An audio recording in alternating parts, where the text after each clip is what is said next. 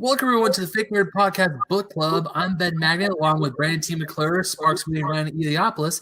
In this episode, we're talking about a webcomic that I found through the annals of the internet and I found to be just charming and delightful. It's Lil Char. Charming? I did not mean to do that, pun unintended. God dang it.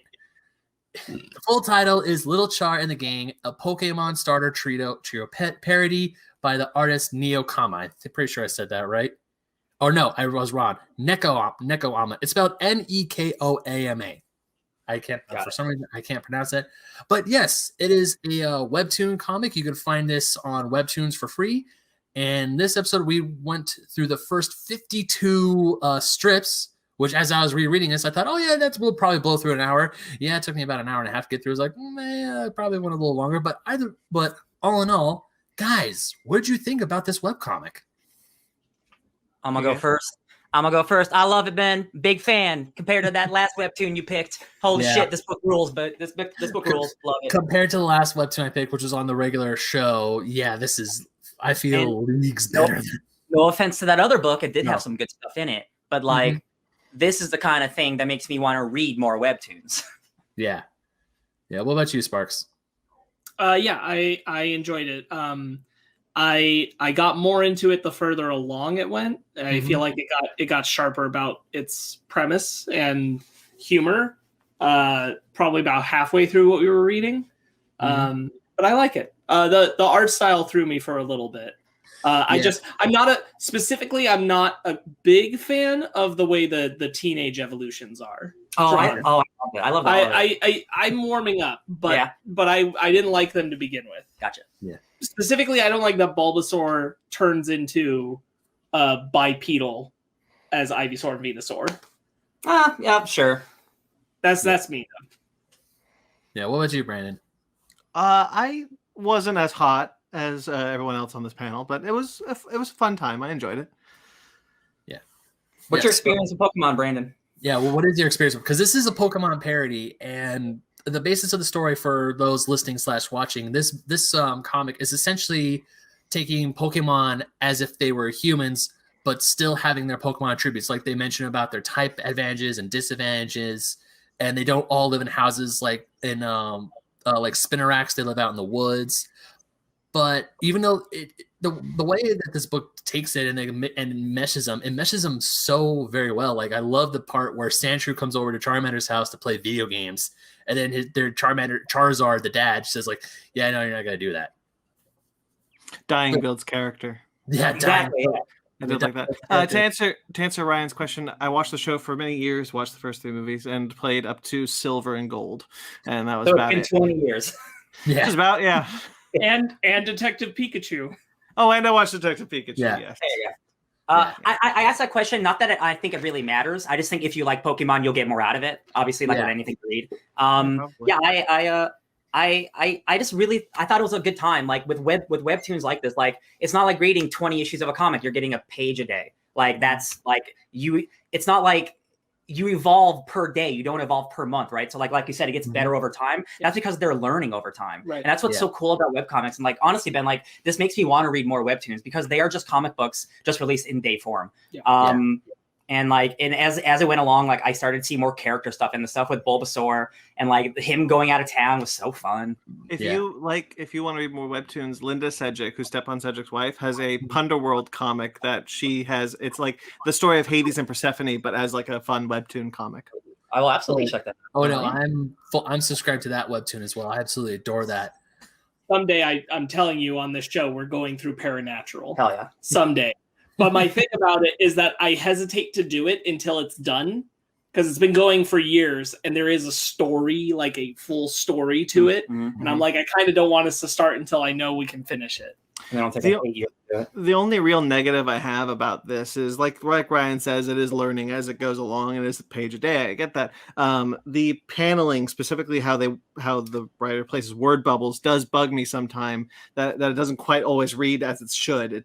That is absolutely like I agree with that. Sometimes like things should be in other places, and that is a learning thing. You know, someone doing this for the first time, maybe. Yeah, I had that problem too, where I'd be like, oh, I read that thing before I was supposed to read the other thing, and it's like there is an art to where you're supposed to put word bubbles, and sometimes this comic that's a thing that that's a really good thing you bring up, Brandon, because lettering and coloring, like people always think comics are just you draw it and you write it, but word bubbles, where the placement of them is crucial. It is 100% crucial, and it's there were a few spots where like, oh, that doesn't make sense. Oh, I read it wrong. If I were to take a guess, I wouldn't be surprised if the creator reads a lot of manga tankobon, as well as if even more that than regular comics, because there is a frequent mistake of going right to left, which when you're reading a manga, you know that's how it goes. Yeah. You know that's how it goes because that's how you're reading it. So you put that in your brain and you're like, I've got it. But when you're reading anything that isn't in that format necessarily, it's hard to keep that in your mind. Yeah. And I think that's where often that mistake is made, is that they're so used to probably more often a right to left format. Absolutely. Yeah. That's actually, I think that might be it actually. But it's not all the time. Most of the time that would be the thing. If the whole comic were structured right to left, then you'd be fine with it. Yeah. But the comic isn't structured that way. It's more often than not, it is left to right. But then every once in a while, there's panels where everything seems to move right to left. Yeah. Okay. Yeah. There are definitely some times, because as I was rereading this, there were times where the wording was a little difficult, because even though I have read manga before, when I first started reading manga, I had the problem of starting on the left side of the page, not the right side of the page. So even when I would first read it, I could jumble in and reread it. I was like, okay, that makes much more sense. Dude, the first manga I ever read, I legit couldn't finish it because it was my brain was not processing what I was supposed to be doing from reading comics my entire life. Yeah, it was so hard to transition.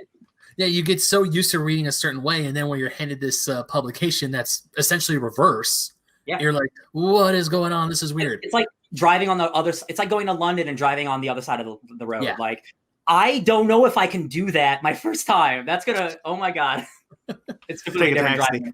Yeah, but going to the book, I mean, word bubbles aside, because you're right, I did notice that there's some word bubbles that were placed oddly. Yeah, and you know what? That's just a learning thing. Like, because, like as Ryan said, like people often think that that's not, in fact, an art form, and it really is. Word bubble placement and lettering is an art form.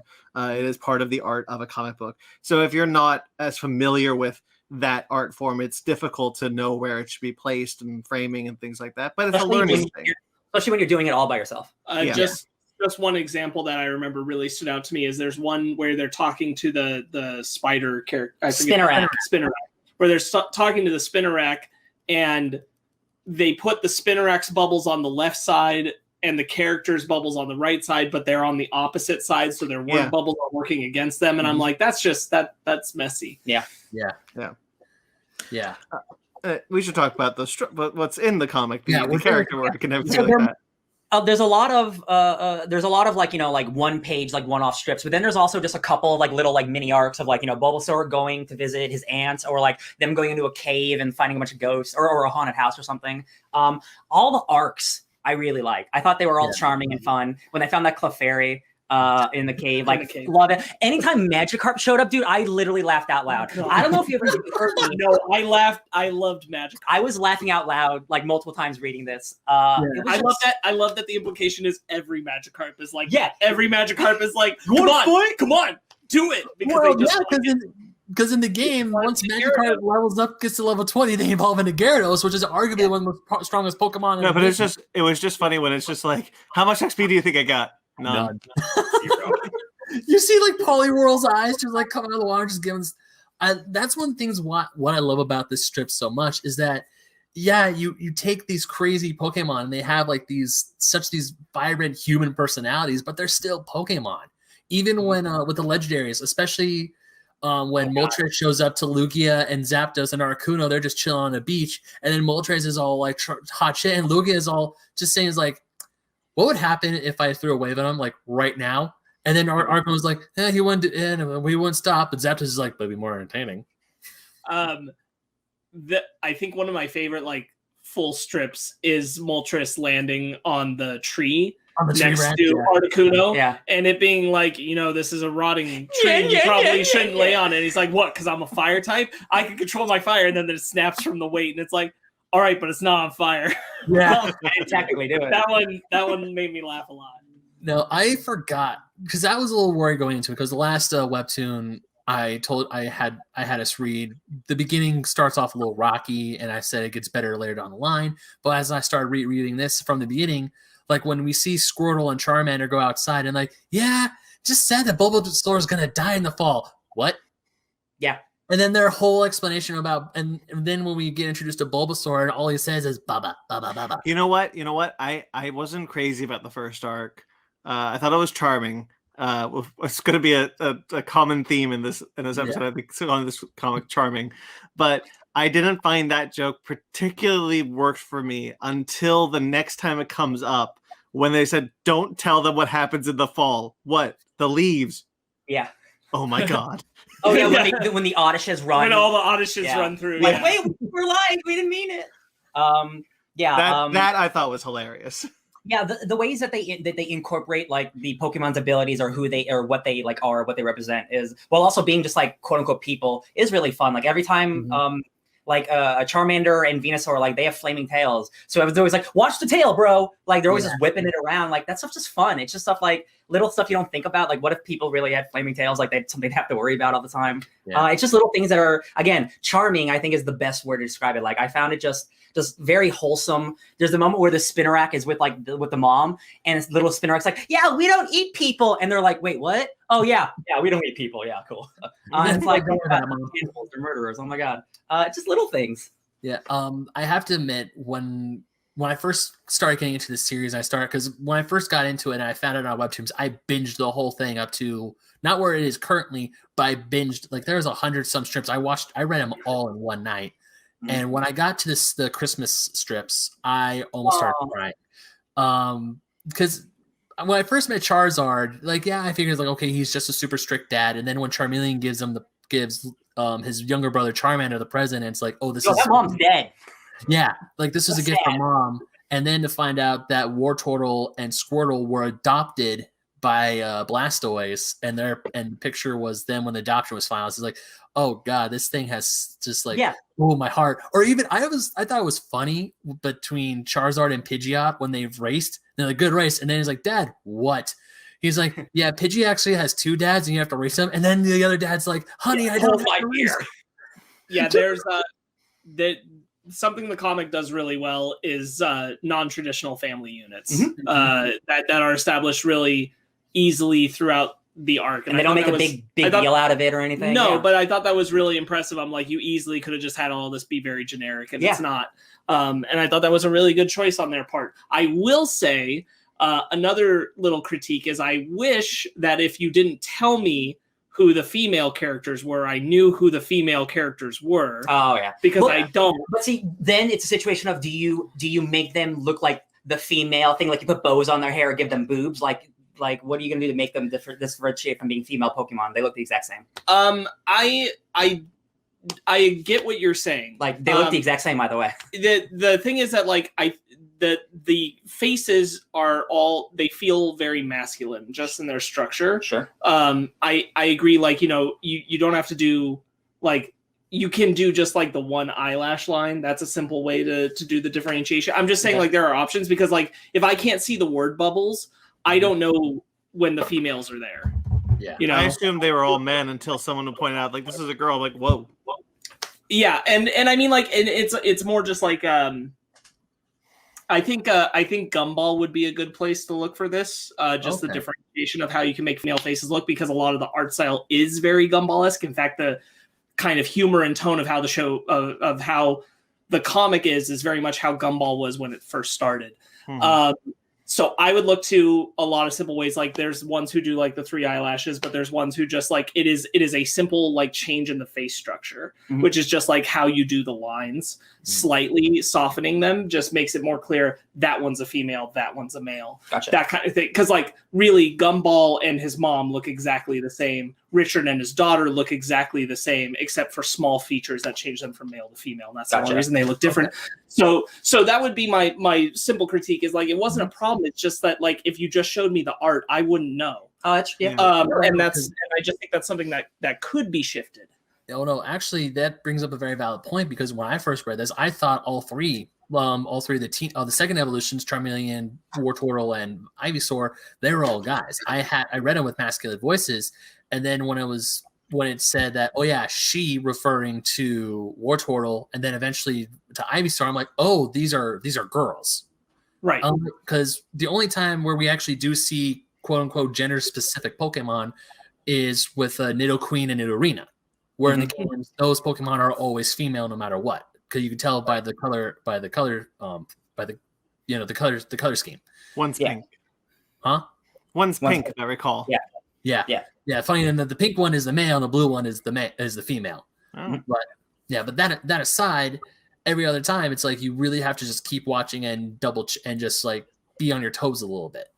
Which at first I was like, okay, that threw me for a loop. But as I kept reading, I just didn't bother me. I didn't care anymore. I mean, you're not wrong, and this is not me pushing against it. I just don't think it's important. Like, I don't think the gender is important, really. Like, it's like, oh, this, like, I don't know. That never crossed my mind. Like, I don't know. I don't guess I have a good defense, but like, I just don't feel like it's super important to know. Like, no, it's not. You know? It's not like it's like absolutely crucial to know these things. It's not like we could have a gender's not important in Pokemon kind of discussion. Like Venusaur was in the comic for very little bit, so like once they said it, I knew she's the only Venusaur in the comic. She's for sure. A girl. I think it just speaks more to what Ben was saying, which is like I'd read, I think, 12 pages because of the art style, assuming that Wartortle was a male until they said different. And visually, I didn't see that represented. That's true. And I think if you're going, like you can differentiate them. Like if we had a male Ivysaur walk into a panel with the female Ivysaur, I should be able to tell which one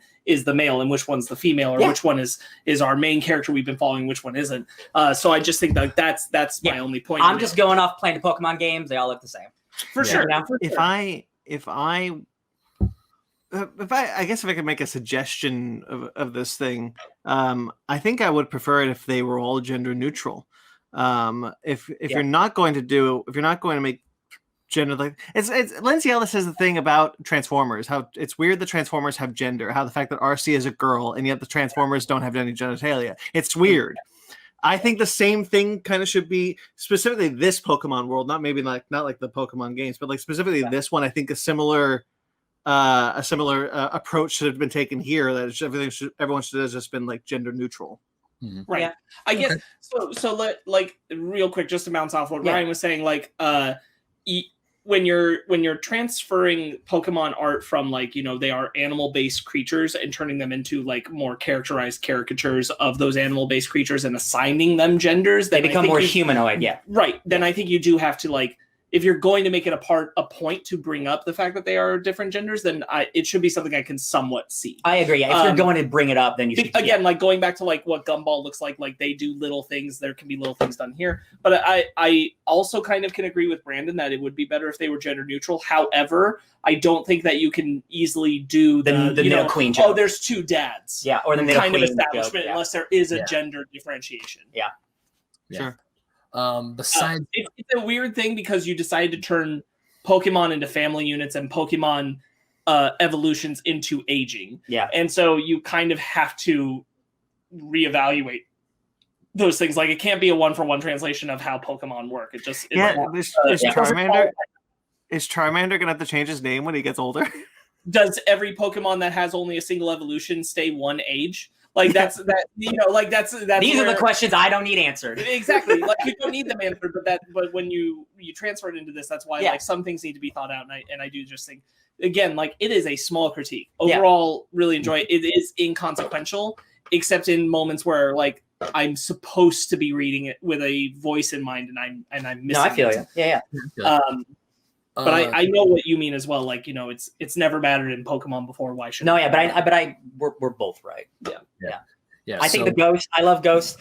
Somebody who was it? Jordan Vogt Roberts, the director of Kong Skull Island, just tweeted, "The world would be better if we had more Gengar in the world. Like, if Gengar existed." And I was like, "Funny, I just read a dope ass Ghost Gengar. I 100% agree. I love Ghost. Hunter's dumb. He's like, oh, where's the Bulbasaur? And he's like, this is Bulbasaur. Where's the blue one? No, where's the blue one? Yeah, the other blue one. No, the other blue one.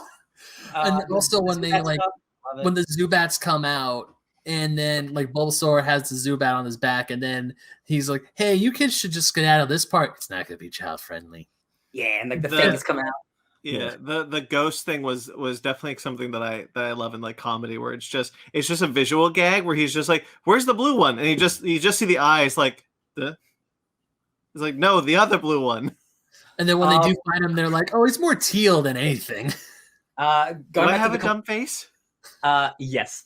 Going back to the Clefairy, when they burn his books, and then the Flareon's like, "I'll put out fire with fire," and then burns it more, and then the Clefairy's like, "In what universe was that a good idea?" And the art is like so anime, like and I just like when it gets super exaggerated. That's when I like really love the book.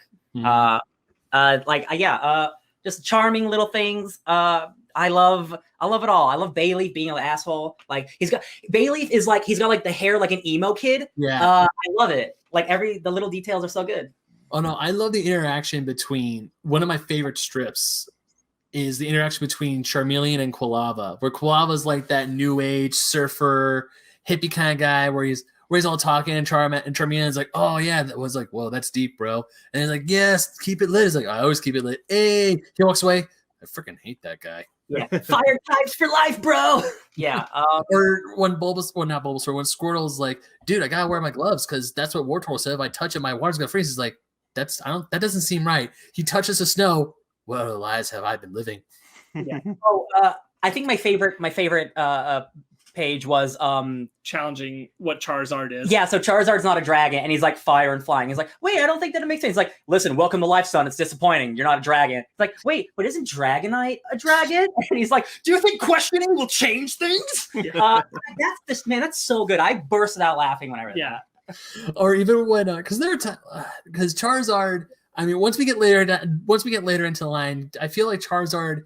You see why Charizard is such a stick in the mud.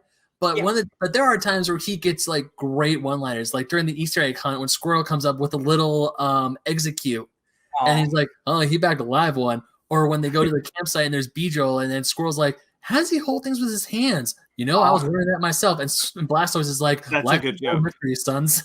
You're stepping on what I want to talk about with that camping one, which is that that's where I think the humor is really starting to sharpen. Is like is hitting. It's like, yes, this is exactly what you want to be. Is that's a good example. Is the Beedrill interaction that and the bit before it, which is do you have any fire types with you? I'm bright orange. How can you not see me? I thought you were a Dragonite. Sorry. Charizard is like kind of the stick in the mud. That's a fine way to put it, but he's also not unlikable, and I'm really appreciative of that. He's like a tough dad. That is a hard line to walk, to have him be like that but not be unlikable, and he is likable, so that's really nice. The characterizations overall are pretty good. I think the teenagers that aren't Charmeleon are the weakest. I just don't we haven't done enough with them at this point. But past that, I think all the other like main characters have pretty strong representations. I didn't realize how much. Like, I didn't know much about this book. I figured like after the first couple pages, like it would just be like the little guys. I didn't realize like there was a whole family dynamic, and like the parents were main characters too. So like again, like as we went into it, I'm like, I'm kind of getting invested in all this stuff. Like it's really cute. And like Bulbasaur is just a little shit now. He's so cute. It's like every time he says Bubba, I'm just like, I want a little tattoo of those. Every time I read Bulbasaur, I always hear what I heard in the anime, which is Bulbasaur. Yeah. Every time he says Bubba, that's all I hear. And I love how he never has like actual quote unquote dialogue. Even when Charmeleon brings it up to Ivysaur, and it's like all he says is Bubba. That's all he says is like, well, yeah, but you get the gist of it, right? It's like kinda. No. I did like the explanation. Like, you have no idea why he does it either. It's like, no. Yeah, I don't. It's hard to talk about because it is a webtoon, so it's a lot of like tiny strips. But I think overall, like this is worth a read. I think it's a lot of fun. Especially for like Pokemon. Like this is like I haven't touched Pokemon in a long time. I didn't even beat the last Pokemon game that came out. The last two that came out. So like this makes me want to get back into Pokemon because like I used to adore Pokemon. Remember that quiz we took? Pokemon was my first love, you guys. Now it's dead. I remember. I really liked the use of the Red Ribbon story. Which I think is really funny because Megan, she hated that story. She hates that story to this day because as a kid it did exactly what it did to Squirtle, which is like, no, I'm fine. So I thought that was a funny use of it, especially in like the conceptualization of you seeing the story. It turns into Charizard's doing the story. That's cute. I think it's overall well executed. It's certainly more well thought out than that other one that we read, which I won't say. A lot of shade to that other one. It's the last webtoon I read. That's why we're not saying the name of it. That was a hard miss. I mean, I still enjoy that last webtoon because, as I said before, I felt like it gets better. But one thing I actually have to give huge amount of praise to Lil Char in the gang over to the previous one that we did is, even though I still love it, is that when this artist updates, it does take a while for this artist to update Lil Char in the gang, but it's not just like 2 pages and then that's it. This one is like a full good long chunk. And you're like, it's not like a quick, I read this for 5 minutes and now I have to wait 2 weeks or a week for the next one. It's like, okay, I get a nice good chunk out of it. I can wait the time it takes for them to draw and write it out. Yeah. Because as I was rereading it, I thought, it's going to be quick. You're going to blast through it. And as I was rereading it, I was like, this is actually a lot longer than I thought it was going to be. But at the same time, another huge plus to this one is the interludes between the arcs. I thought were just math because they were fun little snippets that I actually cared about. Like the one I mentioned earlier when Sandshrew comes over to play games with Charmander, or there was another really good one that I'm gonna bring up something that I love, the Venom one, Venom Mothman. To scare him, and it didn't work. And he's like, "Oh, Pooh, I was really excited about this." He's like, "Nah, man, those acting classes are working out." And I'm like, "There's little things like Venom Moth wants to be an actor." That's hilarious. Yeah. As this book is charming, and I can't wait for you guys to read more because I am happy to say that with the teenagers, more stuff comes into light. Since we decided beforehand we're going to continue with this. Yeah, which makes me happy because at first I was a little nervous and then once I restarted rereading Lil Char in the gang, I was like, no, these guys they're probably gonna like. At least Ryan I knew was gonna love it almost as much as I will, but I know you two were gonna like it. Brandon, because I know you haven't really played the Pokemon games, but I'm also glad you found some enjoyment out of this which makes me really happy. And I think as we go along, like I think we can all agree it gets better as it goes along. So I can only imagine it's going to get better and better, honestly. Yeah. So next time, do you know how many chapters we need to read next time? Ben, it's up to 142. Yeah, so if we do another 50. And then if we decide to keep reading, we can just catch up and then we'll be done with the series. Yeah, I'm thinking that we can go to like around like I'll give you guys a definite number of which strip to stop at. If we continue the series, we can literally finish all of it in 2 sittings. Why don't we say 105? 105? Yeah, that's that. I would say a little less than that, but that ends what looks like a big arc. Yeah, you don't want to stop halfway through. So 105. Yeah, it's like another 50 or 50 chapters. Yeah. So we'll read to chapter 105 for the next episode. Oh yeah, that's a good one to end at. Y'all can read along with us if you'd like. Anything else you guys wanted to add for this? No, I'm. It's always nice when I dive back into something that I haven't touched in a long time, something that I used to like, and it like rejuvenates my love for something. 2 things. Bulbasaur's face is clearly inspired by the horse from Adventure Time. 100%. It is the same face. But that's fine. I also didn't realize this was how recent of a comic this is because there's like very, very recent ideas, and I'm like, oh shit, this is a new comic. 2, I think I'm sure all of our favorite jokes in it is when they play Boy, the video game. Oh, I saw shit. I knew this was a new comic, and I'm like, that's a God of War joke. Holy shit. That's pretty you great. Want to play Boy, the video game? I read that and I went, what? And then I scrolled down and it's the menu screen, Boy. And I'm like, oh shit. It's a good logo. They got like they did a good job. Yeah. And then of course Charizard comes out and like, go outside. It's like, but it's raining. He's like, so go outside. But when I died, Diane Build's character, and they're just playing their Game Boys with their umbrella. I very much agree. This is like, I enjoyed it. This is very clearly Ben's core humor is rampant throughout this comic. If you ever want to know what Ben finds funny, read this comic. Like definitely specifically, there are like phrases you say, Ben, where I'm like, did he just take it from this comic? Because like it's very much like a you comic, which is great. Like this is like a good representation of what you think's funny, and it is funny. I appreciate that. Thank you. Yeah. All right, I got nothing else to add. So if that's it, yeah. Ben, Little Char in the game. Little Char in the game. So the next chapter will be 105. Yeah, we'll go up to 105. We stopped up to at 105. Yeah, we stopped at 52 today. Mm-hmm. Which is funny because even after I was done with 52, part of me was like, I kind of just want to keep going. And now you can. And now I'm glad we can. Yeah. This one also doesn't take us very long to read, so we can probably breeze through it soon and have another episode up soon. Yeah. All right.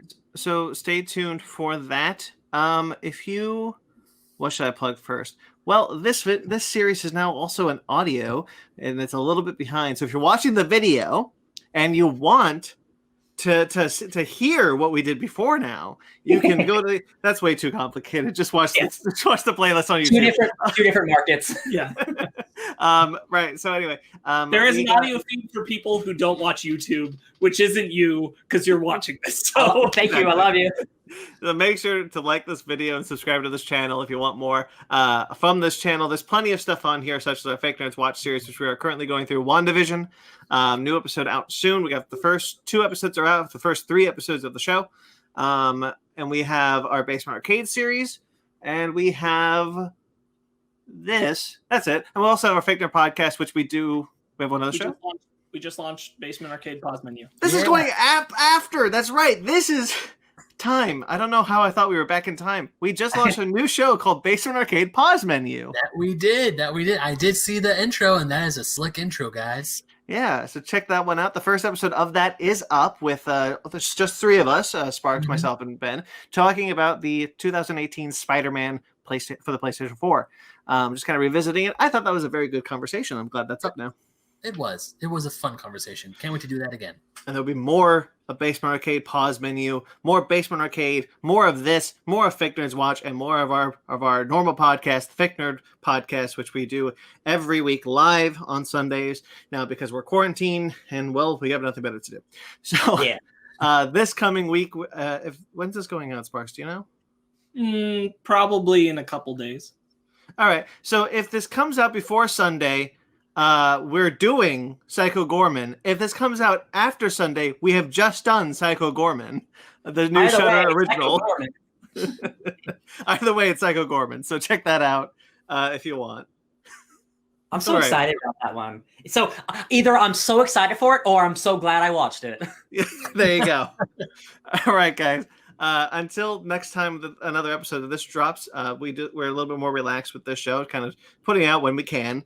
So about 2 weeks, maybe more, maybe less. So stay tuned for that. Until then, you can find us on Fake Nerd Podcast on all the social medias. FakeNerdPodcast.com is our website. Find me on BT McClure on Instagram and Twitter. Ben, you're not Ben this week.